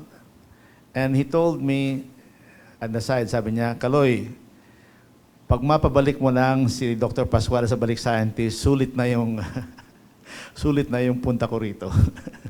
So niligawan ko yan si Tam. But then Tam Pascual already had plans. He already had a positions in Australia. But anyway, he canceled all of those and became a balik scientist. But no one can be a balik scientist forever. So mabuti naman this year, they created a science fellows position. And he got the highest, I think one of the highest ranks. So now it's a much lower salary than a balik scientist. Hindi naman pwedeng balik scientist forever, But I tell you this, ang laki ng natulong talaga sa amin ni Tam. I mean, he will not say this. He helped us create the nuclear medicine research agenda. He helps us now in setting up the nuclear medicine facilities. So he will be a very big asset. Ganon din po yung sa DOST Science Fellows. That plan is to attract scientists who, if they apply to the Philippines, cannot be hired because of plantilia restrictions. Alam niyo yung tinatawag na plantilia curse. Pupunta siya doon, walang opening, walang positions. So the DOST Science Fellows creates a possibility for that. Their salaries are not the same as abroad, but they're competitive. So for some people who want to come here, marami po silang pwedeng gawin, no? And I hope that we can have this. There are hundreds, maybe thousands of Filipino scientists abroad. gustong umuwi, sabi, anong babalikan ko doon? Anong klaseng trabaho? Magkanong sweldo? So ganun po yun. The Science Fellows approach helps with that. No? Anyway, I'll let Tom say a few words on his own. Okay, Tom, if you could add a few words. Yes, good afternoon. Yeah, true yung sinabi ni Dr. Arcilia. But I think the most important thing is, I think depending on your, I mean, number one, I mean, the Department of Science and Technology is supportive to returning scientists or generally to improve the science and technology landscape of the Philippines. And again, I think I think it depends on your level of being a professional or stage of your stage of being a professional. Sometimes being involved and engaged and participate in the creation of a blueprint that would improve a certain technology in the country will be more important than the salary compensation. So I think it's a matter of perspective from the person involved. I mean, I think personally I would be rather go with very supportive colleagues and then listening to how the science and technology landscape can be improved and then making it materialize at some point. So I think that's the most rewarding part of all the engagement I've been here in the Philippines. And I think I would thank DOST and PNRI for that. Ayun. Thank you so much po, Doc Tom, for Thank you very enlightening much. us. Thank you very much. And Tita Lynn, of course. Are you good na po, Miss Lynn? Yeah, thank you very much. Thank you. Okay. So, our last question will come from Miss Jasmine Romero of ABS-CBN. Kanina pa po nakataas ang kamay ni Ma'am Jasmine. Ayan. Magandang araw po sa inyong lahat.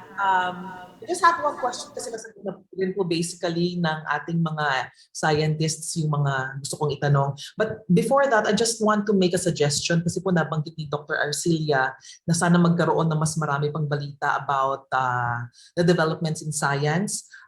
Sana lang po if you can make your press conferences more than once a year. Kasi po, ako po bilang isang journalist na nagko-cover po ng madalas sa DOST, we're very interested with the innovations and the new technologies na pwede po naming maibalita, lalo na po kung nakakabago po ito ng landscape, hindi lang po ng political but social economic landscape ng Pilipinas. We are very interested in that. And also yung accessibility rin po ng mga scientists. As far as my experience goes, minsan po kasi yung mga scientists na gusto po namin interviewin kahit na inilabas na po mismo ng DOST at ni DOST Secretary yung mga latest innovations, when sometimes I would want to ask for interviews from the scientists who actually developed the technology, madalas so nabibigyan ho ako ng thumbs down. Ayaw po nila magpa-interview dahil meron po silang mga reasons. Ang isa po doon ay kailangan pa daw po nilang i-develop, they're reaching a certain stage. Yun lang po. Kung pwede po natin itong magawa ng paraan, yung accessibility to scientists for interviews, at saka yung mas madalas po na press conference tulad po nito, that would be very helpful po in our job to disseminate information, scientific information to our audiences. My question is, isa lang naman po, no, nabanggit po ni Dr. Arcilia ito kanina, pero hindi po masyadong malinaw. Meron po siyang nabanggit tungkol sa mga nakita nilang nuclear, hindi ko lang po alam yung scientific terms, pero may nakita po kayo sa may West Philippine Sea na hindi po galing sa Pilipinas. Can you expound on this, sir?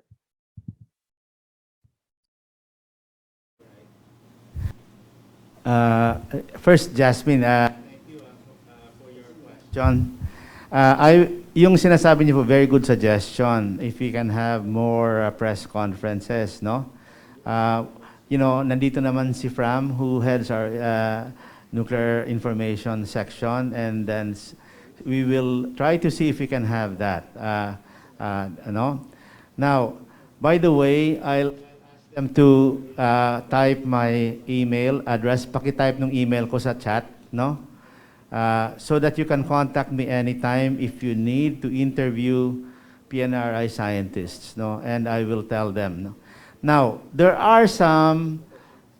We are a regulatory body that will need a director's clearance. No, I hope you understand that. No, I'll give you an example. Yung nakaroon dati nung tawag diyan, nung document namin na maraming mga fake na suka, okay, at saka honey. Ang problema po kasi doon, we determine the science but we don't have police power. Ang may police power po si FDA. So we have to coordinate with the FDA yung sa mga brands. Hindi naman kami pwedeng sabihin, oh, yung brand na to, ganun. Eh, mahabla po kami noon eh.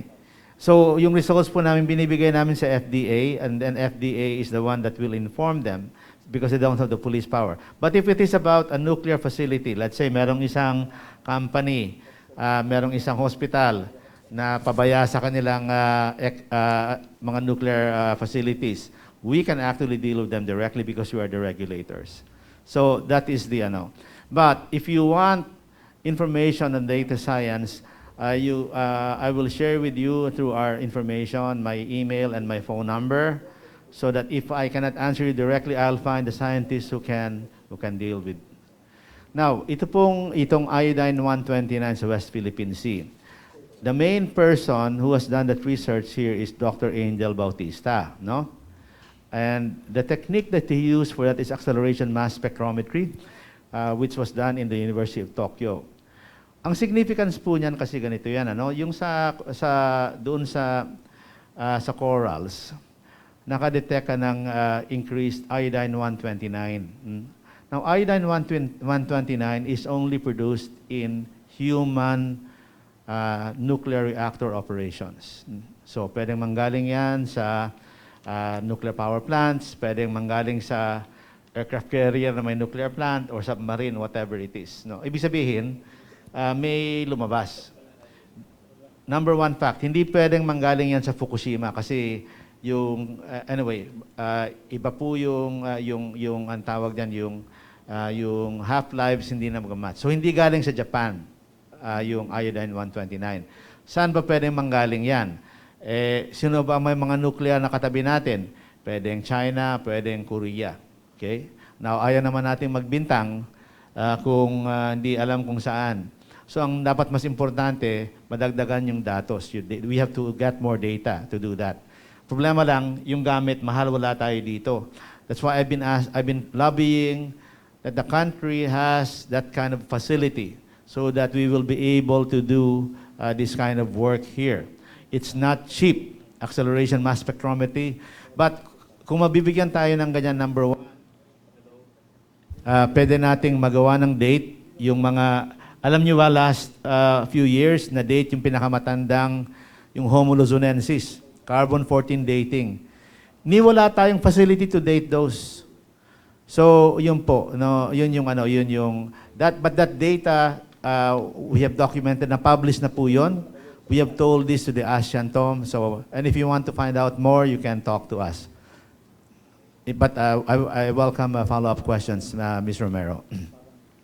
Just one more follow-up question, sir. Ano po yung significance nitong nakitang iodine-129 sa, tama ba yung sinasabi ko, iodine po sa West Philippine Sea? Makakasira po ba ito ng kalikasan? Will this affect fisheries? Ano pong effect nito directly sa atin? Ang tawag dyan, hindi yan makakapatay ng isda, hindi makakapatay ng sea life. Kasi very minute amounts, okay? Hindi yan. So it's not dangerous to sea life, to the fish, to the planktons, no? Whatever it is, no? But it tells us, and actually this is the beautiful part of nuclear. Hindi ka best, kasi for example, theoretical question lang ito, sabihin natin, yung mga nagnakaw ng mga isla natin diyan sa West Philippine Sea, ha? Alam niyo naman yung bansang 'yon, okay? Kung ninuclearize nila 'yon, naglagay sila ng nuclear power plants doon. Pag may ginawa sila doon, malalaman natin if we have this technique. Okay? Yun po yung significance nitong technique na 'yan. Hindi makakapatay ng isda, iba po yung iba ho 'yon, hindi yan parang red tide. But it's an unmistakable tracer of nuclear activity because that iodine isotope only comes from human nuclear activities. Sir, follow-up po ulit. Kung hindi po Okay. ano pong implications nito? Mas militar po ba ang implication nito? Ang importante kasi ganito yan eh. May geopolitical, ang ano lang dyan, dapat may magpakatotoo. Okay? Pwedeng hindi naman sinasadya. In fact, may publications na baka galing sa river dyan somewhere in China na may mga konting leakages. And I think they're open to that. Kasi the China naman is a signatory to the, they're a member of the IAEA. And they're signatories to the safeguards and then to the other United Nations conventions. So ganun po yan, no? Hindi, it's not having to do with nuclear weapons or whatever. But if we are capacitated to do these things, if that country wants to, for example, kasi ano bang power supply ng mga isla na inoccupy? Hindi natin alam, gas, diesel ba yan o kung maglagay sila ng maliit na nuclear power plant doon. Kung maglagay sila ng nuclear plant, pwedeng matrace yung ginagawa nila using these techniques. Copy, sir. Sir, marami pong salamat. Appreciate it. Yeah, so please contact us, and I think I instructed my staff to email me if you have questions. And again, please tell your colleagues if there's something exciting. I mean, as you know, ang problema kasi sa nuclear po kasi, pag pumupunta lang yung mga nuclear, pag tinanong yung mga tao, bomb ang nasa isip nila, ganun, hindi. And hopefully, if you've listened hard and long enough today, you will see there are many uses of nuclear aside from energy and even weapons. You know, we discussed health, agriculture, environment. This last question you asked is about the environment. So please help us spread the good news. Thank you. Thank you, sir.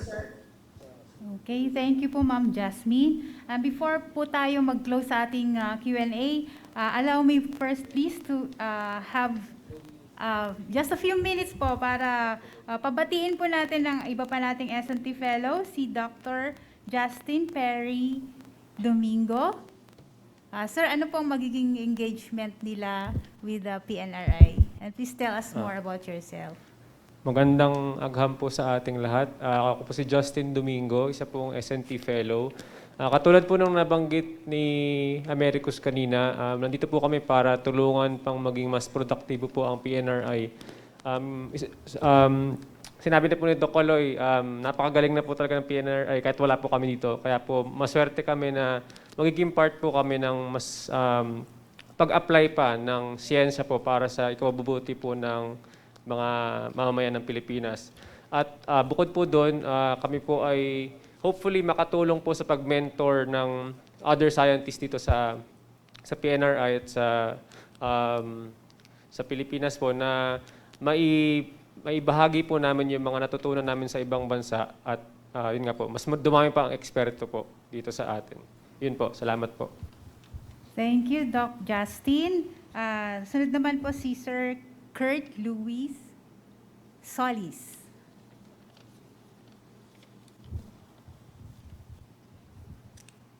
Ayan, magandang agam po sa inyong lahat. I think nasabi na po ng aking mga fellows yung mga gusto ko ring sabihin. At pandagdag na lang po na as a chemist po and nakapag-practice tayo ng paggamit ng mga analytical instruments na nabanggit naman ni Dr. Arcilia na plan i-procure if ever or mag-grant sa PNRI. So tayo yung mga nakaabang na mag-utilize ng instruments para mas marami tayong mapoproduce na data na makaka-support sa thrusts ng PNRI. So it would generate more publications and more applications po para maramdaman talaga ng ating mga kababayan ang nuclear research, effects ng nuclear research po. So yun lang po, maraming salamat. Ayun, thank you po Sir Kurt Luis. And yun nga po, sabi nga po ni Director kaninang umaga, sa aming flag ceremony ay napakaswerte po ng PNRI dahil kami po yung pinakamaraming S&T Fellow. Ayun. So at this point, we would like to thank once again our media friends for taking the time to be with us today. Sir, meron po ba kayong any more last words or wala na?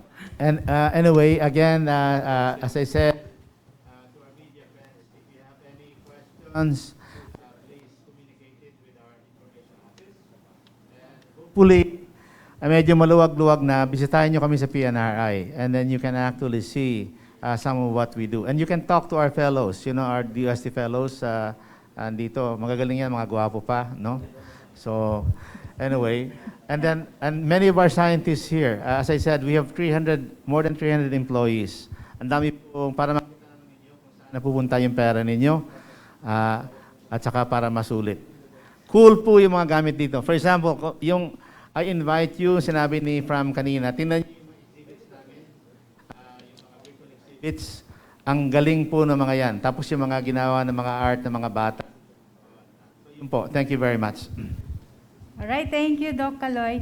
Ang email po ni Doc Kaloy, I think na-paste na po sa chat box, so kindly look it up. And pag meron pa po kayong ibang mga tanong, kindly inform us po through the chat box, messenger, email, text, ayan. We are just even a phone call away also. Or best po, we can also set an interview schedule with you or your intended interviewee. And also, we would like to inform you all on our schedule of activities for the following days. Meron ba tayong, ayan. So, for more information on AEW 2021, please visit aew.pnri.dost.gov.ph and it will take you to our main virtual hall for the event. Again, salamat po sa lahat and enjoy the rest of the day at isang makaagham na hapon po ulit sa ating lahat. Bye!